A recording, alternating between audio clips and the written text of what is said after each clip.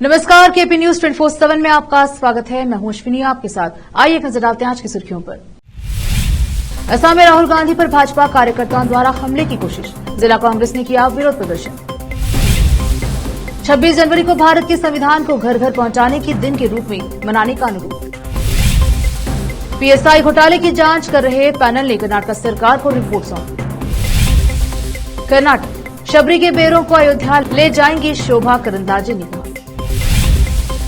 हमने बैरिकेड तोड़े हैं पर कानून नहीं तोड़ेंगे, असम में बोले राहुल गांधी। हिमंत ने दिए एफआईआर दर्ज करने के आदेश। शिंदे सरकार के लिए नई टेंशन, नागपुर में आंगनबाड़ी सेविकाओं ने शुरू किया जेल भरो आंदोलन।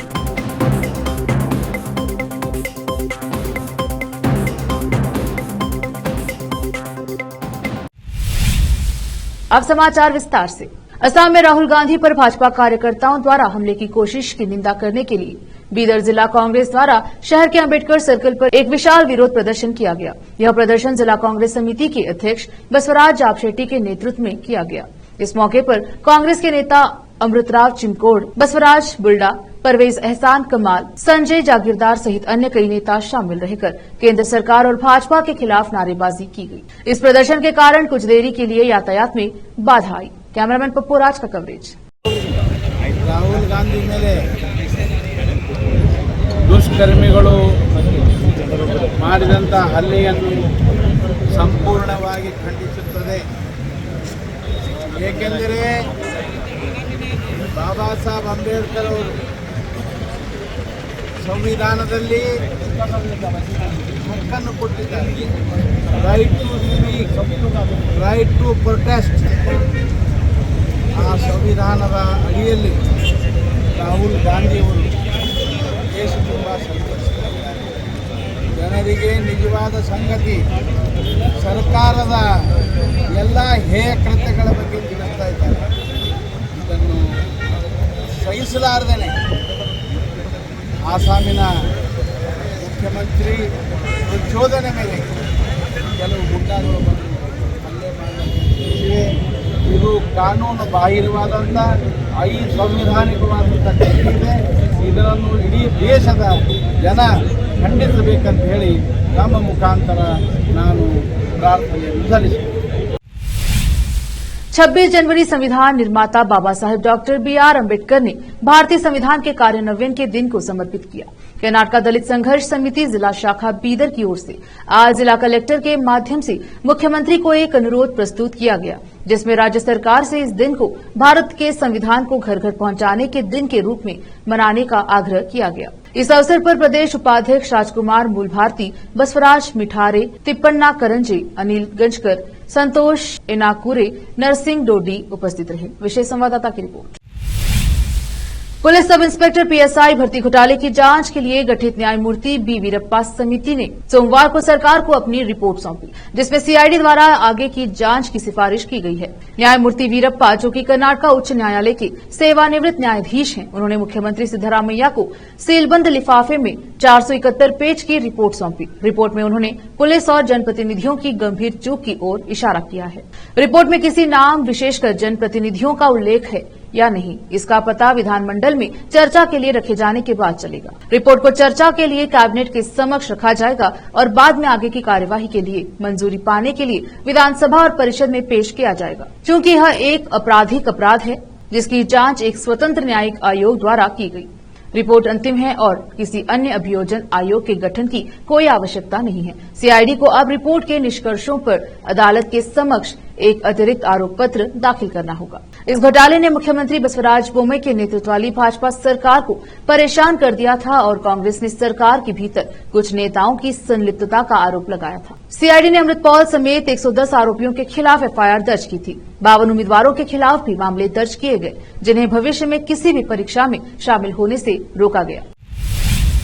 अंजनाद्री पहाड़ी पर शबरी गुंडा के जामुन अयोध्या पहुंचने के लिए पूरी तरह से तैयार है। कई भक्त अंजनाद्री पहाड़ी पर स्थित उनके जन्म स्थान पर भगवान हनुमान को बेल चढ़ाते रहे हैं। रविवार को अंजनाद्री हिल का दौरा करने वाली केंद्रीय मंत्री शोभा करंदलाजे को अर्चकों ने जामुन दिए, इस अनुरोध के साथ कि वह उन्हें अयोध्या ले जाए, जहां प्रधानमंत्री नरेंद्र मोदी द्वारा एक भव्य राम मंदिर का उद्घाटन किया गया है। प्राचीन काल में शबरी ऋषिमुख पर्वत पर रहती थी, जो अंजनाद्री पर्वत से मात्र 2 किलोमीटर दूर है। शबरी हिंदू महाकाव्य रामायण में एक बुजुर्ग महिला तपस्वी थी। वह एक अत्यंत समर्पित महिला थी, जिन्हें भगवान राम के प्रति अपनी भक्ति के कारण उनका आशीर्वाद प्राप्त हुआ। त्रेता युग में शबरी ने ऋषिमुख पर्वत पर भगवान राम की प्रतीक्षा की थी। उन्होंने बेर इकट्ठे किए और उन्हें चखने के बाद केवल मीठे बेर ही भगवान राम को दिए। इसीलिए ऋषिमुख पर्वत के बेरों का संबंध भगवान राम से है।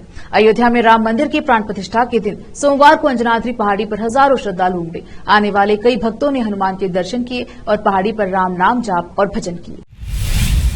बीजेपी नेता और पूर्व सीएम बीएस येडियुरप्पा ने 12वीं सदी के समाज सुधारक बसवन्ना को कर्नाटक का सांस्कृतिक नेता घोषित करने के लिए मुख्यमंत्री सिद्धरामैया की सराहना की। सिद्धगंगा मठ में श्री शिवकुमार स्वामी जी की 5वीं पुण्यतिथि मनाने के लिए एक सार्वजनिक समारोह में मंच साझा करने के लंबे समय बाद दोनों नेता एक साथ आए। येडियुरप्पा ने कहा, मैं बसवन्ना को कर्नाटक का सांस्कृतिक नेता घोषित करने के लिए मुख्यमंत्री को बधाई देता हूँ।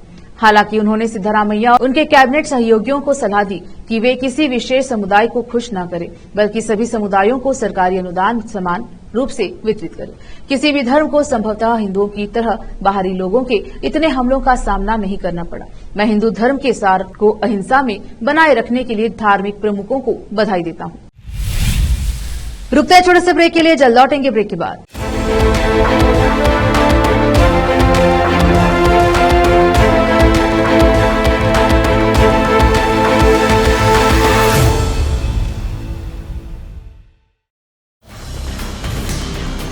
हिंदुस्तान के हर कोने में हम हैं मौजूद। 24 घंटे हालात पर गहरी नजर, खबरों से जुड़े चुपते सवालात, और आपको दिखाता है धार्मिक, सामाजिक, राजनीतिक, लोकल और इंटरनेशनल न्यूज की सबसे बेहतर कवरेज, जो आपको रखती है हर पल बाखबर। देश और दुनिया भर की खबर के लिए देखते रहें केपी न्यूज 24/7। ब्रेक के बाद स्वागत है आपका, देखते हैं समाचार। कांग्रेस के पूर्व अध्यक्ष राहुल गांधी की अगुवाई वाली भारत जोड़ो न्याय यात्रा को मंगलवार को गुवाहाटी में प्रवेश करने से रोक दिया गया।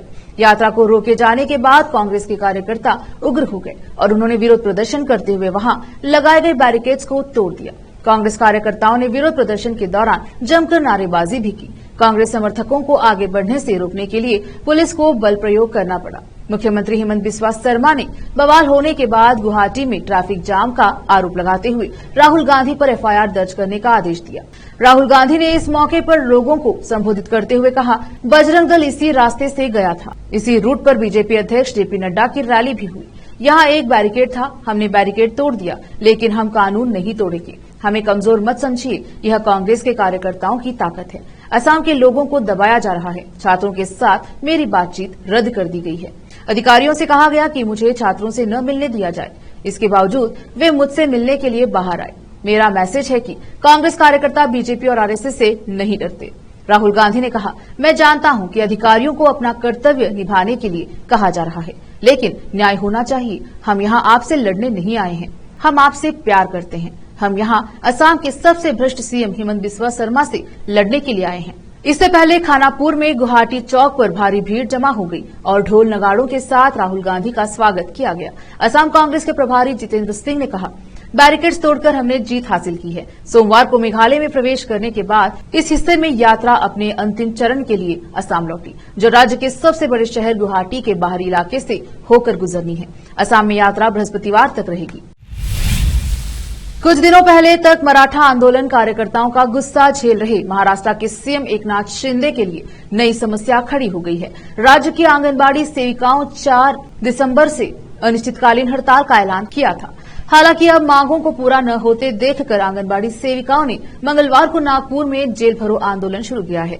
नागपुर के वैरायटी चौक पर रास्ता रोककर आंगनबाड़ी सेविकाओं ने विरोध प्रकट किया। महाराष्ट्र की लगभग 60,000 से अधिक आंगनबाड़ी कार्यकर्ताओं और सेविकाएं राज्य सरकार से ग्रेच्युटी और उन्हें सरकारी कर्मचारियों की सूची में शामिल करने की मांग कर रही हैं। सेविकाओं द्वारा पहले की तरह पर्यवेक्षिका के पद पर पदोन्नति दी जाने की मांग समेत कई अन्य मांगे भी की जा रही हैं। अपनी मांगों को लेकर उन्होंने 4 दिसंबर से अनिश्चितकालीन हड़ताल का ऐलान किया था। सैकड़ों की संख्या में आंगनबाड़ी सेविकाएं मंगलवार को नागपुर के वैरायटी चौक पर एकत्र हुई और वहां पर उन्होंने रास्ता रोको आंदोलन किया एवं अपनी गिरफ्तारी दी। आंगनबाड़ी कर्मचारियों को 10,000 रुपए का मानदेय मिलता है, जबकि सहायिकाओं को 5,500 प्रतिमाह मिलता है। इन सभी की मांग है कि इन्हें आंगनबाड़ी सेविकाओं को 26,000 रुपए प्रतिमाह दिया जाए, वहीं सहायिकाओं को 20,000 रुपए प्रतिमाह का भुगतान किया जाए। वहीं प्रदर्शनकारियों की मांग है कि इन्हें सरकारी कर्मचारियों का दर्जा दिया जाए और सेवानिवृत्ति के बाद इन्हें पेंशन मिले। राष्ट्रवादी कांग्रेस पार्टी एनसीपी के विधायक और शरद पवार के पोते रोहित पवार के कल 24 जनवरी को प्रवर्तन निदेशालय ईडी के सामने पेशी के समय पवार गुट ईडी के बाहर शक्ति प्रदर्शन करेगा। सूत्रों के मुताबिक रोहित पवार के समर्थन में शरद पवार उतर गए हैं। रोहित पवार कल जब तक ईडी ऑफिस में रहेंगे तब तक शरद पवार ईडी ऑफिस के पास स्थित पार्टी दफ्तर में मौजूद रहेंगे। सुप्रिया सूले खुद रोहित पवार को कल ईडी ऑफिस छोड़ने जाएंगी। उनके साथ जितेंद्र आव्हाड भी मौजूद रहेंगे। कल रोहित पवार के समर्थन में बड़ी संख्या में एनसीपी के कार्यकर्ताओं को जुटने का आह्वान किया गया है। इससे पहले रोहित पवार ने शुक्रवार को ईडी से अनुरोध किया था कि उन्हें 24 जनवरी को नहीं बल्कि 22 या 23 जनवरी को पूछताछ के लिए बुलाया जाए। ईडी ने कथित महाराष्ट्र राज्य सरकारी बैंक एमएससीबी घोटाला मामले में धन शोधन जांच के तहत राकंपा प्रमुख शरद पवार के पोते और करजत जामखेड़ से विधायक 38 वर्षीय रोहित पवार को 24 जनवरी को पूछताछ के लिए बुलाया है। महाराष्ट्र राज्य सरकारी बैंक धन शोधन मामला मुंबई पुलिस की आर्थिक अपराध शाखा की अगस्त 2019 की प्राथमिकी पर आधारित है। ईडी ने 5 जनवरी को बारामती, पुणे, औरंगाबाद और कुछ अन्य स्थानों पर रोहित पवार के स्वामित्व वाली कंपनी बारामती एग्रो और कुछ संबंधित संस्थाओं के परिसरों पर छापेमारी की थी। अब वक्त एक और छोटे से ब्रेक का, जल्द लौटेंगे ब्रेक के बाद।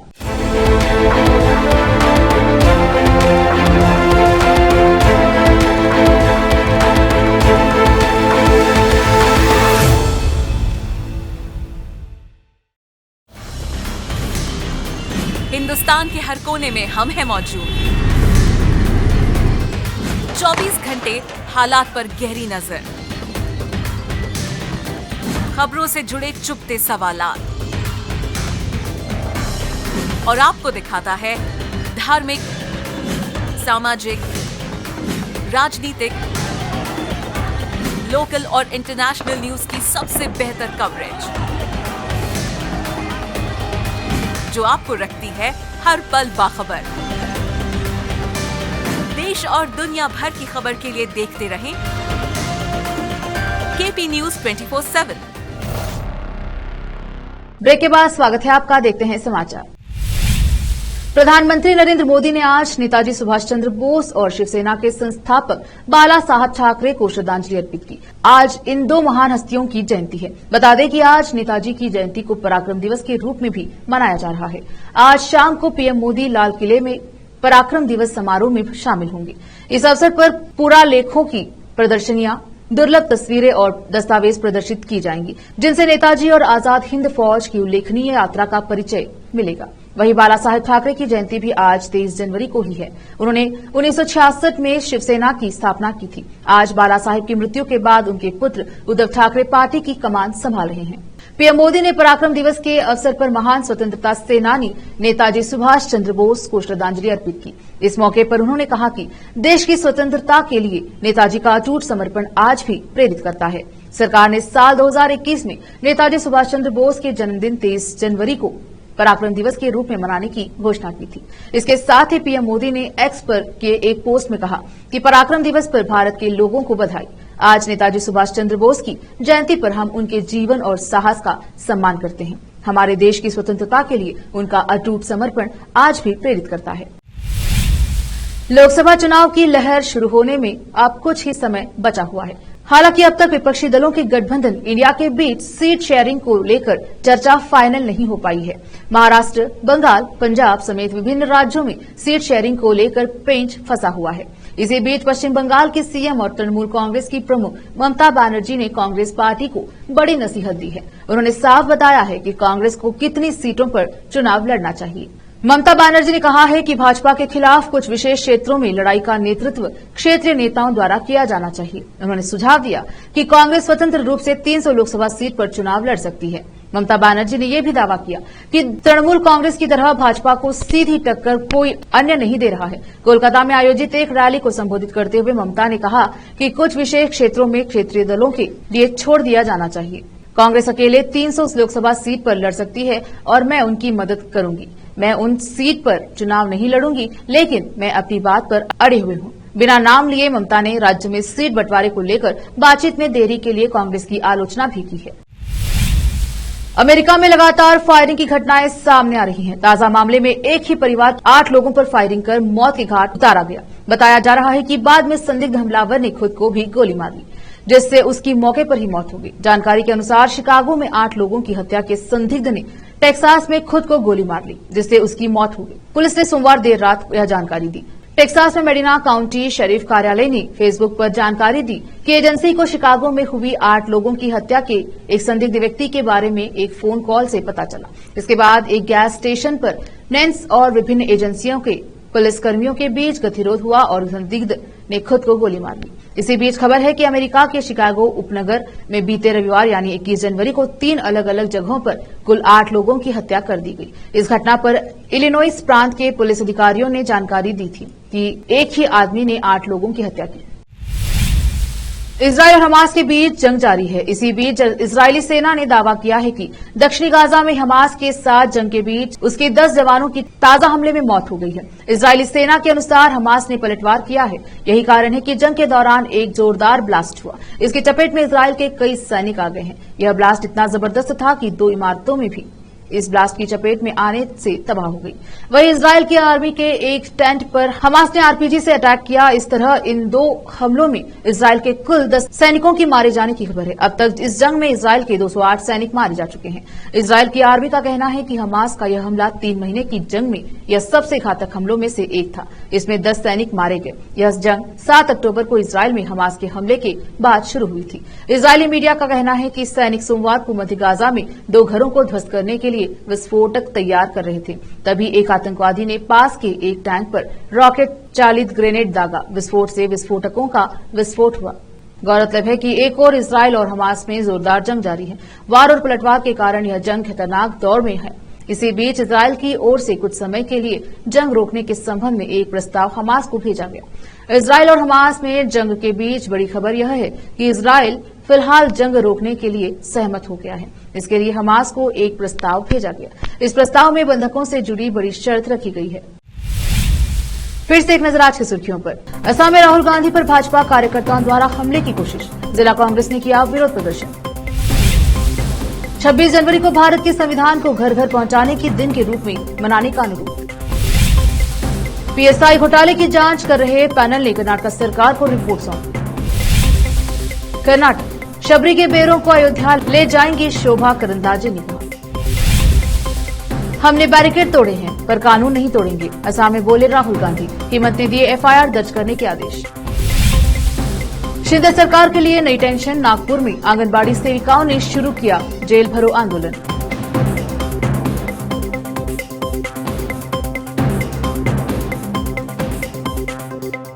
केपी न्यूज के बुलेटिन में आज इतना ही। देखते रहिए केपी न्यूज 24/7। धन्यवाद।